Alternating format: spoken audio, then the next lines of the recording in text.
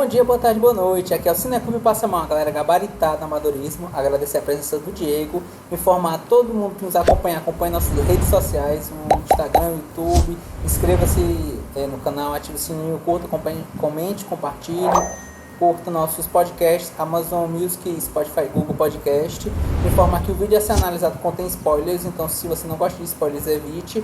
E também informar que o filme a ser analisado é A Menina e o Ovo de Anjo, né? É também conhecido como, em inglês, Angel's Egg, né? E em japonês como ficaria, Diego? Tenshi no Tamago, se não me engano. Tenshi no Tamago. Tamago. Isso. É um filme O Tamagotchi. filme de 1985, né? Ficção científica fantasia. E Diego, qual é a sinopse desse grande filme cult dos anos 1985? 84, se não me engano. É? Mas vamos lá, a sinopse não é do pai Google, é de terceiro daí do site do lado. Até para achar a sinopse desse filme é dureza, viu? É o seguinte: Tenshi no Tamago, ou a Menina e o Ovo, é o seguinte, a sinopse. Uma jovem é a única protetora de um ovo grande e muito precioso. Seu covil fica perto de uma cidade gótica grande, abandonada e decadente, habitada por sombras inquietas. Um jovem homem misterioso chega um dia e acaba conquistando sua confiança. Eles conversam espaçadamente sobre tópicos filosóficos e teológicos obscuros, e ela mostra a ele alguns esforços surpreendentes e obras de arte histórica e científicas no decorrer do filme. E é essa sinopse de Tenshi no Tamago, A Menina e o Ovo do Anjo. Mas e aí, menino Davi? Haja ovo, né? Haja ovo. Haja ovo. Vamos lá para a sua análise dessa obra da animação japonesa aí de 1984, precursores aí de grandes animações aí inspirou até Akira, acredite se quiser. Sério? Inspirou. E vamos para a sua análise e sua experiência aí de Tenshi no Tamago. Eita, me ajuda lá em cima, então. Então, minha análise, né, a respeito desse filme, né, grande filme, né, Tenshi no Tamago. Se eu não me engano, ele é de 1985, mas eu posso estar enganado, certo? É um filme animado de 1h15 minutos, se eu não me engano, certo? No elenco, é um elenco bem pequeno, basicamente na lista, né, que eu fui procurar nos créditos, ele tem o Keiichi Noda, que é o narrador, né? Tem o Jinpachi Nezu, né, o dublador que faz o garoto, e a Mako Hyodo, que faz a garota. E esse filme, né, A Menina e o Ovo de Anjo, né, é um filme animado que ele pede interpretações mais livres, posto que o próprio filme ele não explica os acontecimentos, certo? A priori, a premissa é bem simples, certo? Em seus acontecimentos, que uma menina está cuidando de um ovo, né? Um garoto aparece, ele segue ela dorme, ele quebra o ovo, ela acorda, ela vê o ovo quebrado, ela corre, ela cai de um precipício e supostamente ela morre, mas depois a gente vai vendo outros pontos que a gente pode Isso aí é o final, né? Mas eu digo muita assim, os coisa acontecimentos, se a gente for seguir uma linha do que aparece no filme, são esses os pontos. Primeiro, Davi, acontece a ambientação do garoto, né? A gente não vê um mundo distópico esquisito. Depois a gente tem um momento com a menina, que é só a menina e o ovo. A gente não entende muito bem o que está acontecendo, mas ela sai, né, de um local esquisito, né, gótico, um ambiente meio nefasto, meio científico também. E aí depois vai acontecendo os encontros, né? E vai acontecendo e vai desenrolando outras visões vai vendo a cidade destruída, vai vendo o que tem na cidade destruída, e vai acontecendo os diálogos, né? Enfim, os diálogos não, né? As Não tem, as exposições. exposições. É porque assim, no final, a questão do filme, tudo é muito surreal, né? Até a questão, por exemplo, das baleias que são sombras, né? E aparecem pessoas, né, com Peixes. arpões, né, peixes. Mas aparece assim, os formatos como se fossem baleias, pelo menos pra mim pareceu, né? Sendo que assim, a gente não tem explicação de nada, a gente tem que interpretar livremente, posto que o filme, ele tem pouquíssimo diálogo, né? Nessa questão do filme, certo? Até aparece seja a questão dos tanques, né? Porque aparecem tanques diferentes, né? E até a própria origem dos personagens não é explicada na história, certo? Muitas vezes o filme a gente vai vendo algum quadro, alguma coisa, né? O filme ele vai ter como se fosse uma imagem, ele vai se distanciando com alguns meros elementos que vão mostrando que não é uma imagem estática. Por exemplo, quando a menina vai dormindo, né, e você vê o fogo ao longe, assim, né, aquele quadro que ele passa muitos minutos, né, que eu diria entre aspas parado. Não é parado por quê? Porque ele fica exatamente essa questão da animação do fogo, de como ele vai funcionando, certo?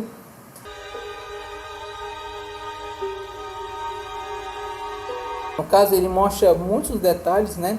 Mas que se você der, ele vai como se tem o zoom, né? O foco da imagem, ele faz o contrário. Ele tem a imagem e ele vai se distanciando, se distanciando, se distanciando.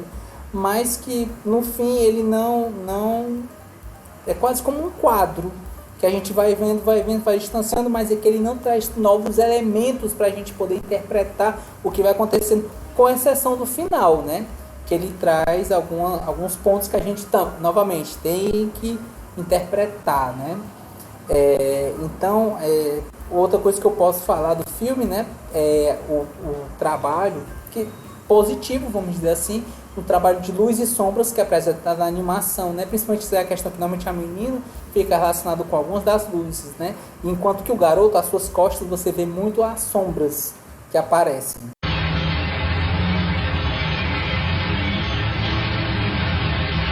Algo que é bom, você fala do ponto de vista de fotografia do filme, certo? Minha interpretação livre do filme, posto que, logo dizendo de antemão para vocês, eu não gostei do filme, mas o fato de eu não gostar, não quer dizer que você, espectador, ou Diego, ou qualquer outra pessoa, vai ser desmerecido, não. É minha opinião, simplesmente, certo? E nesse sentido, vocês podem estar livres para discordar, certo? É somente minha opinião baseada em achismo e interpretações, certo? Eu acho que essa questão da menina, certo? Ela representa, são arquétipos, né? A questão da mulher, o cuidado, a segurança, a esperança, a renovação. Enquanto essa questão do menino, ele representa os arquétipos do homem, a guerra e a destruição. O filme ele fala a respeito do dilúvio e como isso afetou a região com muita água presente, né? No final do filme a gente vê que aparentemente aquilo que era um planeta na verdade é uma arca, né?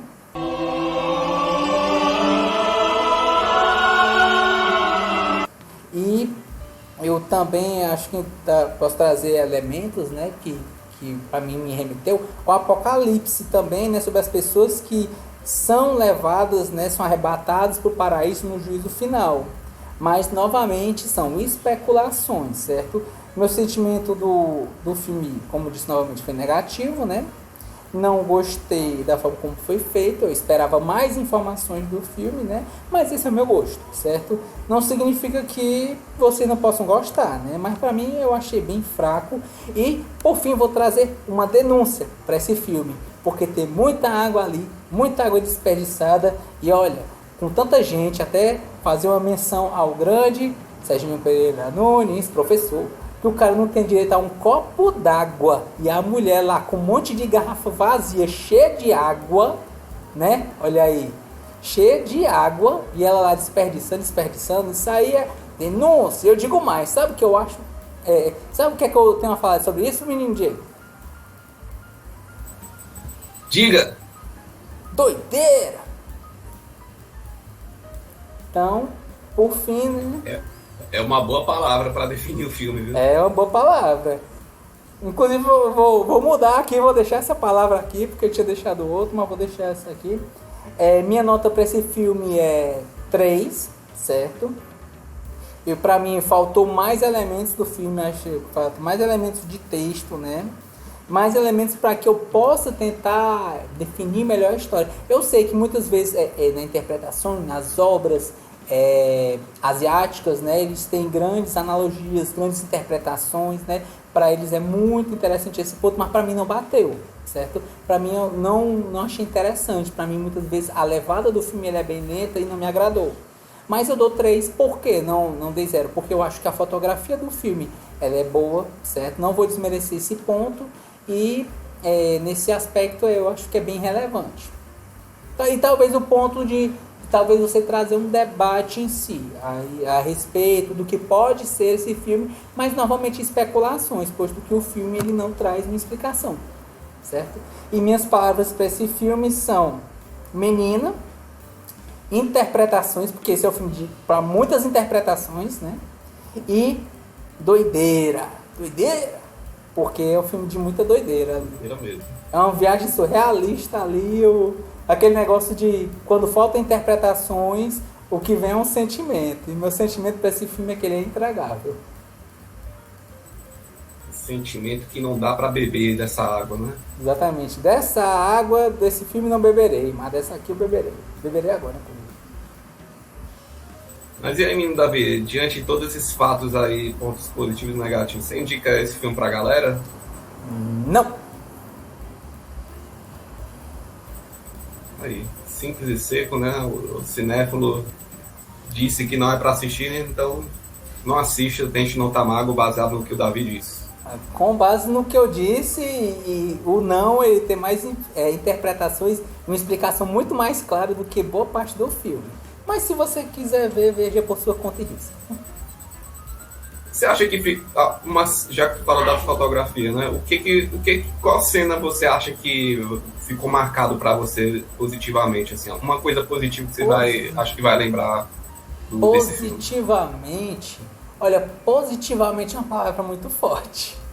O que eu posso dizer é alguma coisa que foi marcante. O que eu acho que foi marcante foi aquela cena, né, do planeta que ele vai dando zoom out, né? Ele vai fazendo distanciamento. Quando você vê, não é bem um planeta, é uma arca, né? Realmente ali eu olhei assim, ó, nossa. O olho chorando, né? E eu olhei assim, ó, nossa, mas esse cara viajou legal, viu, quando fez esse filme. Talvez seja um usuário de psicotrópicos, talvez. Bom demais. Fazer a perguntinha lúdica, menino Davi. Certo. Da vez. Certo. Você tá lá, né, na arca, né? E tá lá o ovo, né? Certo. Eu quero saber de você. Você é de quebrar o ovo ou de agarrar no ovo? Minha resposta é... Sabe aquele meme do... O que é que eu tô fazendo aqui? Como é que eu vim parar aqui? Eu só tenho 6 anos. E essa é a minha resposta. Uma resposta que é tão surrealista quanto o filme, viu? Exatamente. Se eu tivesse lá na arca, é isso. Mas o que é que eu tô fazendo aqui? Como eu vim parar aqui? Eu só tenho 6 anos. Aí o ovo, né? Tanto faz pra você, né? O ovo é nada mais do que um surrealismo, assim como toda a obra do filme. Então é isso, né? Chegamos no principal ponto aí do filme. Exatamente. E, Diego, qual é a sua análise a respeito desse filme? Vamos lá, né? A Menina e o Ovo de Anjo, né? Parece até um nome de conto, né? Eu acho, assim, vamos pegar a perspectiva de alguém que assistiu em 2023, né? Esse filme provavelmente de 1984, 85, né? Com suas devidas limitações, com suas devidas inovações da época, né? É um filme de 1h15, né? Que parecia que tinha 50 horas de uma cena estática a cada minuto, né? Detalhe, viu, Diego? No segundo gênero tá como ficção científica e fantasia. Não vi a ficção científica, só vi a fantasia, mas tudo bem. Tem ficção científica, sim. A questão daquela nave, daquelas estruturas meio aquela questão dos tanques, né? Aqueles tanques que parecem falos, né? Sim, sim. Com a veia meio que pulsando junto com aquela parte metalizada, que é mistura high-tech com cyberpunk.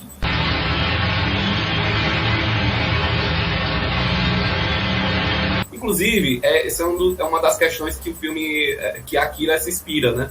Que é essa parte do cibernético, do industrial, né? Com essa coisa meio que de carne, né? Então, por isso que eu falei, esse design, essas questões desse filme levaram muitas inspirações para questões de animação, até mesmo de estética, né? Eu não sei se você percebeu, mas muito dos designs da menina e do homem, né? Do jovem homem, lembra muito a estética da arte das capas de Final Fantasy dos primeiros Final Fantasy da Square. Eles têm um design, eles são meio que meio andrógenos, meio esquisitos, assim, sombrios, né? E tudo mais, né? Inclusive é uma coisa que é até um pouco da época, né? Muitas animações naquela época dos anos 80 tinha muito no Japão, né? Era muito voltado para essa coisa do ambiente apocalíptico, né? Um ambiente devastado. Kenshiro, Devilman, animes com até mesmo Jojo pegam esse ambiente meio deplorável, meio que eu acho que tem muito a ver com o ambiente pós-guerra do Japão, né? Muita coisa ali parece que naquele tempo aflorou uma carga muito negativa sobre a questão da humanidade, né? Sobre questões de guerra, questões de pessoas sendo tratadas como objetos, como bens, ou até mesmo como se fosse um saco de lixo, né? Então, foi uma época que o Japão tinha muitas essas estruturas, né? E assim, né, voltando para a minha questão da experiência, né, como eu falei, né, um filme de 1 hora e pouco, né, 1h10, e pareceu muito mais longo porque são quadros muito longos de cena.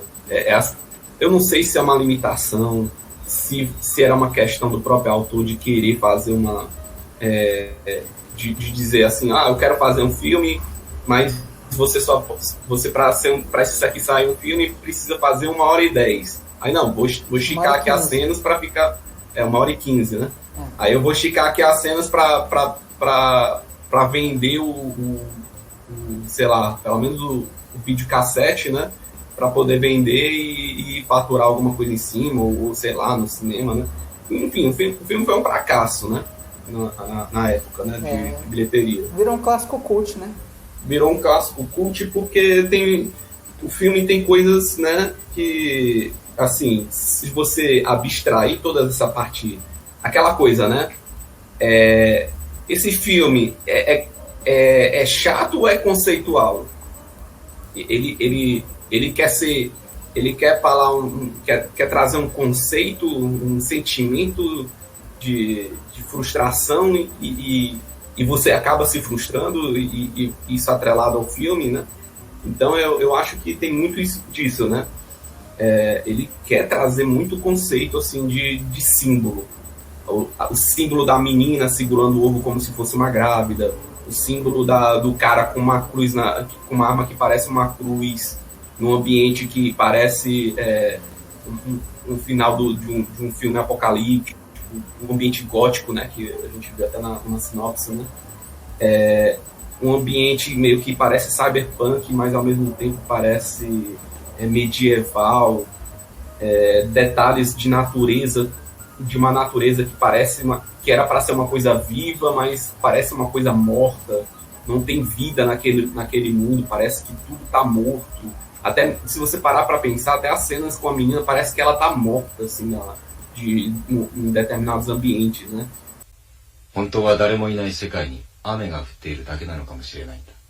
Você só percebe que tem vida quando ela se move, ou vai ou brinca com aquela coisa da água, né? E o símbolo da água, né, da vida, tudo tem água, mas tudo parece morto, né? Então, são símbolos bastante interessantes, assim, quando a gente para pensar, né?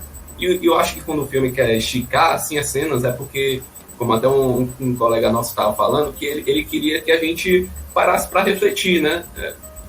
Tivesse o tempo para refletir da cena que a gente estava vendo, né? Como a cena dos tanques chegando, que é totalmente bizarro, totalmente não tem sentido, não tem uma razão daqueles tanques aparecerem. Eles aparecem, somem e nada importa, assim, daquela cena. Aquilo ali foi só um chamativo para o homem aparecer, né, na frente da menina. E isso fora os outros símbolos, né, o símbolo que o homem está ali para questionar a menina, né, a questão da esperança, né, o ovo seu, a esperança, né, aquilo que vai trazer vida, né, e ele meio que atacando a esperança, né, sendo cético com a questão até teológica em relação à vida, né. Então a gente tem muitos símbolos, muitos questionamentos e muitas coisas assim que você acaba parando para pensar, né. Eu acho que de forma indireta, talvez ele possa ter influenciado Dark Souls. Eu acho que de forma indireta, eu acho que ele possa até ter influenciado Berserk, que é uma obra que influenciou Dark Souls, se você parar para pensar, né. O ovo lembra muito alguma assim, a menina e o ovo lembra muito um ambiente opressor, né, que Berserk tem em alguns momentos, né, algumas estéticas, né, meio que agressivas, né, que não tem, assim, não tem nenhuma sutileza, assim, não tem nenhum, vamos dizer assim, sutileza que eu falo é muito opressor para ser opressor, né, como é nos ambientes Dark Souls, no ambiente Berserk, né. Tem muita coisa que assim, é por isso que eu vejo essa obra como uma obra importante, né, por mais que ela tenha esses pontos muito negativos, né, eles carregam muitos símbolos, né, muitas coisas que vão ser usadas e vão ser melhoradas mais para frente, né. A gente viu até algumas comparações, alguns debates, né, em relação a esse filme, né, dizendo que o autor, né, passou por uma situação bastante complicada, o diretor, né, desse filme, que por acaso é o autor, né, ele passou por uma experiência, né, teológica, né, que ele foi seminarista, ele passou alguns anos fazendo seminário e aí, né, ele tinha uma questão com a fé, né, e teve essa experiência pessoal, né, que ele quis colocar, que ele sempre que comenta sobre o filme, né, ele passou por para um seminário no Japão, né, ele ia ser padre, né, no decorrer do seminário, né? Mas aí ele disse que durante o seminário ele encontrou com uma questão como seminarista, né, que abalou a fé de uma maneira dele que irreversível. Ele não falou o que aconteceu, ele disse que apenas que naquele momento a fé dele em relação ao cristianismo, né, foi completamente quebrada, né.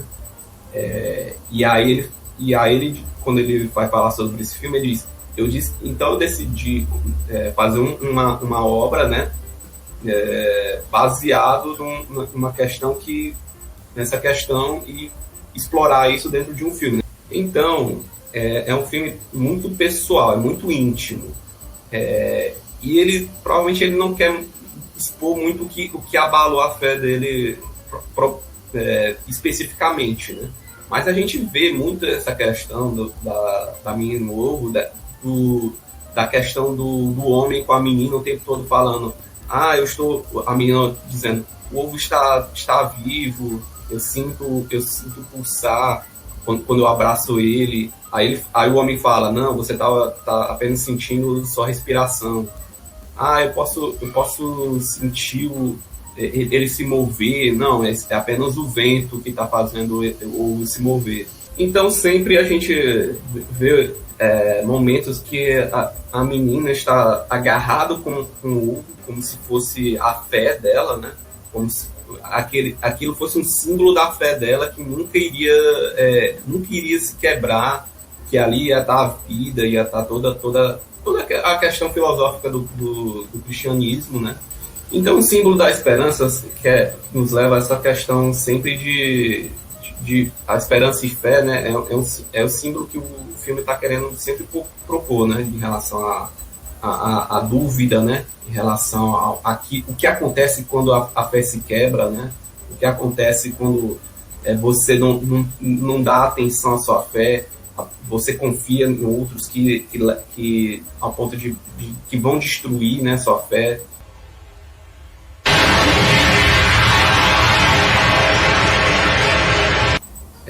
Talvez seja essas questões que quando ele encontrou no seminário dele que fizeram ele dizer, não, isso aqui não vai agregar na minha vida, essa fé quando quebrada não vai trazer nada que não seja desilusão, né? E talvez isso seja uma das mensagens do filme, né? Que, até porque ele coloca questões bíblicas como a questão da arca do filho Noé, né? Sobre a questão do pássaro, né? Que quando Noé solta o pássaro diante de vários meses em busca de terra firme, né? Para poder parar a arca, né? E a vida ressurgir, né? Na verdade, ele mandou primeiro um corvo, só que o corvo ele ficou dando círculos e depois ele mandou uma pomba. E quando ele foi a pomba, ele trouxe um trevo, aí significa que tinha terra firme. Sim. E o pássaro, né? E o que tá novo é um pássaro, né? Independente se é um corvo, se é um pombo. E meio que no contexto do filme, o anjo é esse pássaro, né? Que vai trazer a boa nova da esperança, né? Daquilo que vai gerar a vida, né? E como a gente vê, né? No final do filme, a gente não sabe o que tem no ovo. O ovo se quebra, a gente apenas sabe que a menina se desespera porque aquilo que estava tão profundamente ligado a ela se quebrou, mas seja lá o que saiu do ovo, se tinha alguma coisa lá ou se não tinha, isso mudou a vida dela, né? Mudou toda a experiência que ela teria diante daquilo, né? E aí vem as nossas interpretações, né? A minha interpretação, né, de relação a isso, né? Que a gente, pelo menos a minha interpretação daquele final é que a menina meio que ela era uma daquelas que estavam para estarem dentro da arca, né? Mas mediante a um período muito longo de tempo, né? Naquela arca, ela conseguiu sair dali, mas e viveu tipo uma vida meio que uma vida mundana, né? Como se estivesse viva num ambiente infértil, né? Um ambiente sem esperança, né? E talvez a missão do homem, né, não era apenas destruir a esperança dela, né, mas de fazer com que ela voltasse para aquilo que ela era, né? Que aí a gente tem aquela cena muito bonita, né, que ela acaba se jogando na água, né? E ela se beija com a superfície da água, né? Eu acho que é uma das cenas mais icônicas assim que esse filme deve ter, né? Que ela se beija na água com uma versão dela mais adulta, né? E isso assim, e ela se torna algo, né? Quando a esperança, a inocência se quebra, né? Ela poderia ter crescido e aí viver a vida e enfim morrer, né? Enfim completar o ciclo dela, né? E trazer com isso outras esperanças, né? Outros ovos como surgiram naquela cena meio surrealista, né? Isso são apenas conjecturas, né, de interpretações. Eu ainda acho que tem muito mais símbolos do filme que a gente não é capaz de explorar assim, com uma análise simples, né? Mas só essas questões tornam o filme bastante único, né? Ele é um filme que não tem como dizer que não é único na sua proposta, né, de conceito, né? E indo para os finalmente, né, eu vejo que a experiência que eu tive assistindo foi bastante chato. Foi bem chato mesmo, assim.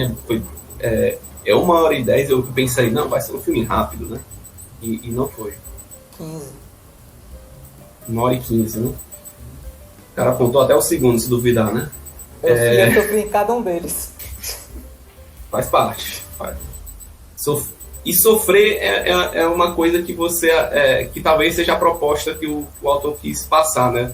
Você está sofrendo ali naquele ambiente morto, né? Naquele ambiente sem vida, né? Mas mesmo assim, diante de toda essa chatice, né? Câmera estática, eu achei belíssimo os cenários do anime. Eu acho que são bastante inspirados, assim, como eu falei, a cena dela se beijando na água, quando ela se joga, a cena que ela tá olhando para a cidade com os cabelos esvoaçantes, assim, bem no começo, bastante, muito detalhe de sombra, de luz, assim, que eu achei impressionante, assim, ainda mais olhando para a época, né? Cenas também daquelas estruturas, né? Daqueles cenários sem vida, né? E tudo parecendo assim muito opressor, né? Passando esse sentimento de desconfortável. E realmente é um filme que quer fazer essa sensação, né? E olhando para quando passa esse momento que é muito chato, para você olhar para esses símbolos, eu acabei gostando do filme. Eu acho que ele tem umas sutilezas de coisas interessantes, mas ao mesmo tempo não é algo que, né, chama muita atenção, né? Eu gostei do filme, eu vou dar uma nota 6 para ele. Eu acho que ele é um filme conceitual. Acho que ele é um filme um pouco pessimista, vamos dizer assim, né? Eu diria até puxando para um lado um pouquinho niilista, apesar do pessoal achar que era muito mais esperança do que ele quer ser muito mais positivo do que ser sem sentido, né? Como niilismo, né? Mas eu vou ir para um lado mais de pessimista da cena, né? E assim, eu poderia dizer que é um filme chato, assim, mas sem muita graça, mas eu queria levantar que ele é um filme muito bonito, assim, ainda hoje para a época, né?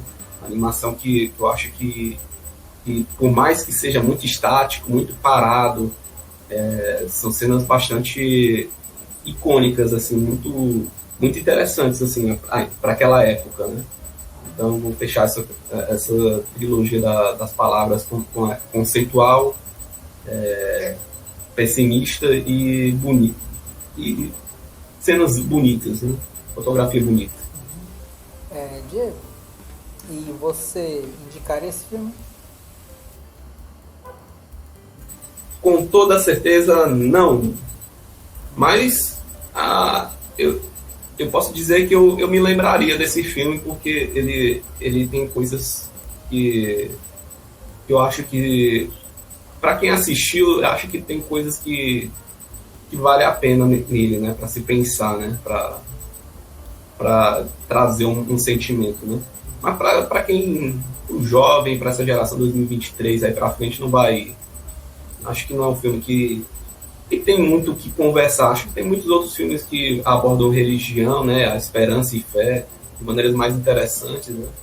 Mas não vou dizer que também essa experiência aqui não seja totalmente descartada, né? Mas é uma experiência que poderia ser melhor, né, para indicar. Pois então essa é a opinião do nosso cinéfilo Diego, que diz não para esse filme e diz não para as pessoas assistindo esse filme. Não assistam! Denúncia! Aí a denúncia. Diego, e assim, trazendo a pergunta para você, você tá na arca, certo? No final do filme. Aí tem o ovo. A grande dúvida da humanidade restante é: você agarra o ovo ou você quebra o ovo? Por que não as duas coisas, né? Você se agarrar até quebrar. Ou depois de quebrado você se agarrar com os cacos. Né? Por que não? É uma filosofia bem interessante. Só que não. Enfim, é surreal assim como tudo nesse filme. O importante é você sair do ovo. Todos saem? Aí fica para o ovo de cada um, né? É. Cada um tem o ovo que merece? Cada um tem o seu ovo que merece. Tá certo. Uns até levam mais ovo do que merecem, né? Ah, Giovada. Haja ovo. Aí o carro do ovo, será que ele leva muitos ovos para as pessoas? Ah, é bom levar. Afinal, né, a procedência aí dos ovos aí é bastante necessária aí para alimentação.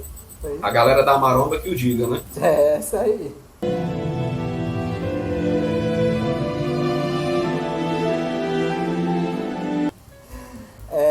Então, vamos encerrar nossa análise, né? Agradecer a presença do Diego, informar que, a nível de curiosidade, a nota final do filme ficou como 4,5. E informar para todo mundo que assistiu até o final, né? Acompanhe nossas redes sociais, no Instagram, YouTube, inscreva-se no canal, ative o sininho, curta, compartilhe, comente, acompanhe nossos podcasts, Spotify, Amazon Music, Google Podcast. E, Diego, para quem assistiu esse vídeo até o final, tem que escrever o quê? Quem teve a pachorra, aliás. Hashtag haja ovo. Hashtag haja ovo. Pois muito obrigado a todo mundo que nos acompanhou aí. Valeu!